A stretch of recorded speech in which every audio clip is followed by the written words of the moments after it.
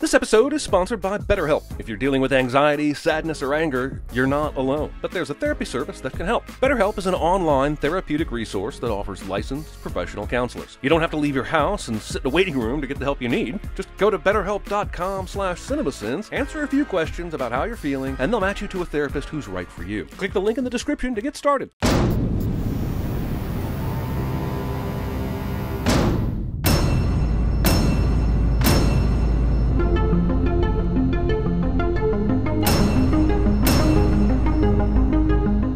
Okay then, definitely sending that. Creepy banana dolphins with kangaroo legs. Pretty sure Kanganathans are the final sign of the apocalypse, so thanks, Sony. Having this line take the place of the credits is a genius idea. Wait, they still do 5 minutes of credits at the end? Well, then here's the sin for wasting my time with this. And another one for reading. My whole life, I always wanted to be a great inventor. Previously on Cloudy with a Chance of Meatballs. Using a ladder for shelves that are already easily reachable. My dream was to make the world a better place. If you're going to spend 3% of the movie replaying the last movie, we're just going to add 3% of the last movie's sins to your total. Them's the rules.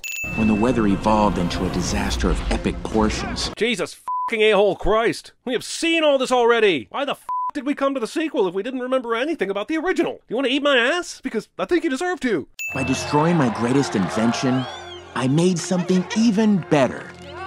Friends. Are friends better than inventions? Look, I love you, Josh, but I'm trading you for penicillin every single day of the week, buddy. Well, we can invent fantastic machines like the Flintstoner. Yeah! But not that one. No. Right, nothing worth pursuing about turning water into food. Scientists keep fine-tuning and experimenting after failure. Did Mark Watney stop trying stuff when his potato farm exploded? No, he tubered on, and so should you. What shall we call our lab?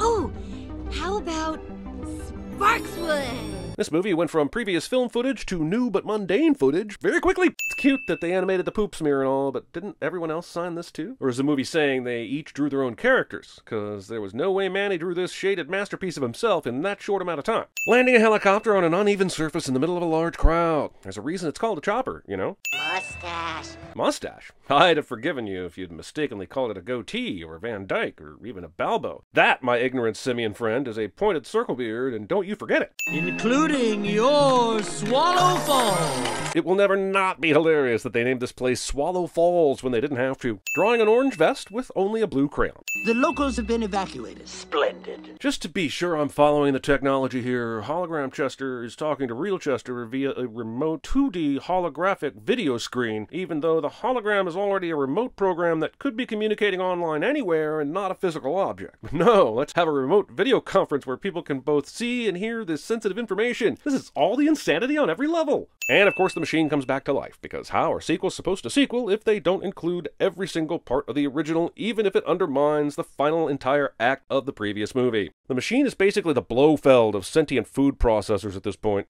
in case you confused it with a new flavor of Mountain Dew. Do I look like a future think-or-not? Oh, come on! It was clear he was walking in a 3D space and not in front of a background sheet. And yes, I know it's that kind of movie. But they're saying F you to reality, and then there's murdering reality's family while reality has its eyes pinned open and is being forced to watch. And how do I not sin that? I can't play it for you, but Paul McCartney is now singing a song that doesn't fit this movie at all. And I haven't heard a good musician destroy a movie this much since U2 desecrated the end of Gangs of New York. Good morning, Flint Lockwood and lab partner. I'm Barb. And I'm meeting with you at the top of the escalator, where I knew you would be at this very moment, somehow. There are caffeine stations every 10 feet. Sounds like Earth. Hot. Not too bad yourself, monkey. What the f***? Okay, Steve. We have 6 months until the vesting ceremony. I watched the last 10 minutes and I'm amazed this guy came out of it with such clarity. All it did for me was jumble my brain and add 15 cents. Flint goes through several absolutely world-changing inventions during this montage. There's shrinking technology, portals, and even invisibility. Why couldn't the movie have focused on any of those instead of serving us stale leftovers from the first one? Food Bar version 8.0. No one would ever be this excited about a food bar or a tech company that makes food bars. This level of excitement is just rude. I get that the movie is probably aware of how tropey it's being with the wall of TVs that just happen to be news positioning our hero's humiliation as he walks by. But, as my friend always said to me growing up, awareness doesn't unf the Thanksgiving turkey. The bad guy is super uber rich, like Jeff Bezos rich, and he has no one on staff that can find the mysterious MacGuffin on the island. So he decides to send our main character back as some kind of a local knowledge patsy, and I already don't get this. this. If you have untold riches, you can pay any random dudes to scour the island and find your shit. You don't need local knowledge. But if you did need it, why would you hire the guy that flunked all your inventor tests? First, do the f***ing dishes already. Second, how do the dirty dishes pile up for days and result in 9 small plates and 1 f***ing coffee mug? I don't get this. Is it winter on your torso and summer on your arms? Tim Lockwood would be excellent at stealing Dimitri Martin jokes to excel at vest synths. Movie thinks its running gag where people's arms do multiple things at the same time is hilarious, but it breaks my brain, and I prefer my brain unbroken. I'm going back to Swallow Falls to destroy the Flintstoner, which is creating deadly food monsters which are trying to learn to swim so they can attack Lady Liberty! So we spent the first 25 minutes of this movie getting us to basically the same plot as the first movie. Recycling might be great for the environment, but it is a plague on sequels. That's why we'll need help. And now we are into the putting the team together montage, and by team, I mean every single character from the first movie that the marketers decided the audience couldn't live without. Grunting out your beard. Taste testing brown stuff you find on your child's body. Look, Manny, that calf is breech and won't survive much longer, you asshole. F***ing Manny. I was born on the island, and I want to die on that island.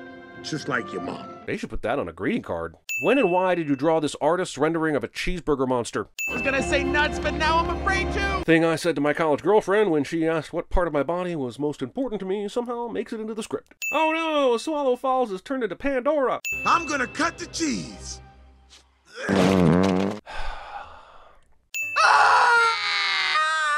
This joke was funny in the first movie, was probably the working title for this film. This costume has nexicles, and I'm not okay about it. Thankfully, this car floats. Look at the mangoes. You mean flamingos? Flamingos! So not only did the machine somehow create sentient animal foods, but it just happened to do so in ways that create perfect portmanteaus. If there's one thing technology sucks at, it's comedy. So your shrimp pansies can eat my sentient cocktail sauce. There's a leak in the boat!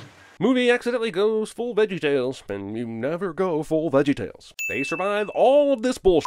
Car is still floating. This movie has no idea how cars are built. Those assholes in Onward floating on a Cheeto made more sense than this. I'm glad you still wearing that diaper. I wish I brought a fresh one! Comedy, ladies and gentlemen. Hey guys, down this alley!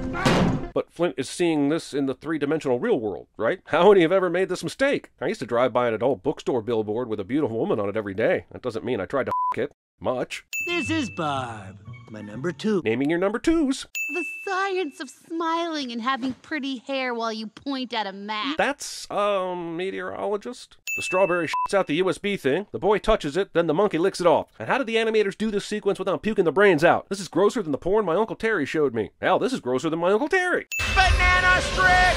Ah! Ostriches? Ostriches? They literally look and sound like dolphins. Calling these ostriches is like calling me a movie critic. This movie is so misguided. I almost feel sorry for it. That bunch of banana ostriches nearly split us. I find your banana puns unappealing. This laboratory of yours is a wonder of engineering. Really? There are egg cartons for walls. Also, how many eggs suffered or were wasted to make this wannabe spaceship hallway? What extraordinary underpants! Thing an old man just said to a teenager.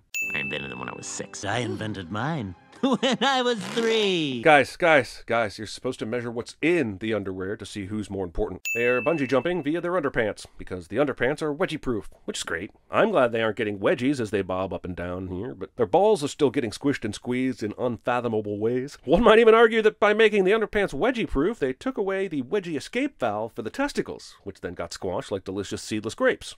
Stew offered by a bully is poisoned broth. Well, maybe. No stew offered by no one is poison starvation.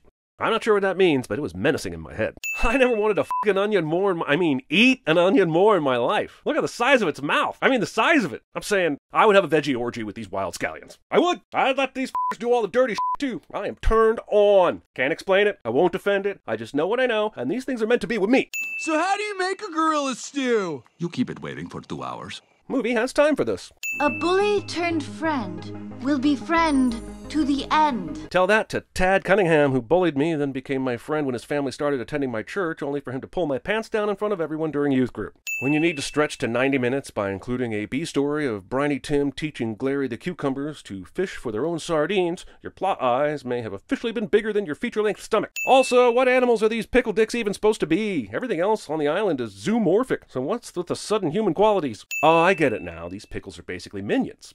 Penis laser. But why is it just a cartoon hot dog? It's not like it would be hard to figure out an animal for this one. The word dog is right in the name. Bananas were already a different animal twice. They can't be horses now. Get the f*** out of here. But pythons don't have rattlers. Sorry, I'm just trying to stay sane while this movie does a freaking walking montage for 3 minutes. Butter.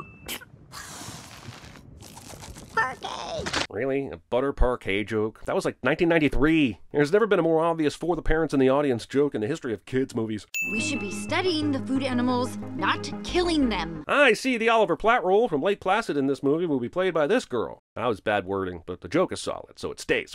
Well, I guess this doesn't matter either, young Lockwood. There it is, right on schedule. You could basically set your watch by the third act conflict introduction. My watch is now set to 5 minutes till paint by numbers o'clock. You got special sauce! Weird, the dude in that porno my Uncle Terry showed me also screamed this. Where the f*** did all these marshmallows come from that he didn't already see them? And why all of a sudden do I want to impale them, burn them alive, and stuff them between graham crackers and chocolate? Cutest s'more ever. Launch Operation Slice and Dice. For which we have equipment already in place despite only finding out the location of the machine within the last 5 minutes. What if it had been in a cave? What would you have done then, huh? Wait, no. Attempted murder. How do they even get these guys in these things? Beakers be bigger below, but best believe baby Brent's bulbous belly breaks beaker before boarding. This entire conversation happens easily, and with no distortion, even though everyone is behind thick glass, because movies! Convenient helmet and flashlight laying nearby are convenient. Oh, shut the f*** up, movie. You're trying to have some big twist moment here, but if this stuttering VHS tape weren't bullshit enough, how does every foodimal even know about it? Is it like some sort of training video they force every single creature to watch once they're made? Is this like some sort of forced state religion? And woo my ass. He's giving a speech to sentient food, and the tiny strawberry in a football helmet is translating for the pickles and marshmallows. Should be a piece of cake. Ugh. The first movie was so inventive, and every joke in this one is like the laziest excuse for wordplay ever. Eat a bag of eggplants, movie. In order to go save his captive friends, Flint and the Foodimals spend what I'm assuming is about 6 days planning, welding, and constructing a boat with a giant fishing rod. These are the dumbest heroes ever. This is horrifying. Are they painting with blueberry blood? Are these blueberries flat because they drain their blood? Someone stop these genocidal strawberries before it's too late! Packers fans. Saspa. Oh sure, now all the Foodimals can talk to each other, but earlier when the movie needed suspense, it was like the Tower of Babel up on this island, but for food. Tower of Babish? For such a high-tech place, the security here sure does suck balls, huh? There's a leak in my boat. I didn't think it was possible, but yeah, I think that's actually even less funny than the first time you made that joke. You're a monster! Those are living creatures! Well, so are regular real-world watermelons. Chester pulls Flint's underpants up over his head, and instead of immediately pulling them back down, Flint waves his arms karate style, as though he simply has to fight blind for a while. This movie breaks so many rules of logic in this final battle that it's almost not worth sinning, but I have a job to do, so here goes. Touch control containment release. Strawberry activated dance party controlled security sentinels. Monologuing villain with a slow-moving giant death machine cliche. Mystical unlimited hologram technology. Multiple holograms interacting physically. Magical appearing inventions. Chekhov's party button. And Deus Ex Strawberrina, just to name a few. This is a kid's movie in name only. If you're really paying attention, it's f***ing nightmare fuel. Nightmare fuel. The movie is acting like there's an elevator up to this bitch when Flint nearly died hopping from one tiny rock candy spire to another the first time we saw this place. For a movie that spent a lot of effort on the importance of sentient creatures being treated fairly, it's weird that it ends on them pulling a sentient fish out of the water using a metal hook and don't even show them throwing the fish back in. And nobody worried about the island of sentient food again, because if there's one thing I know about humans, it's how easily they accept change.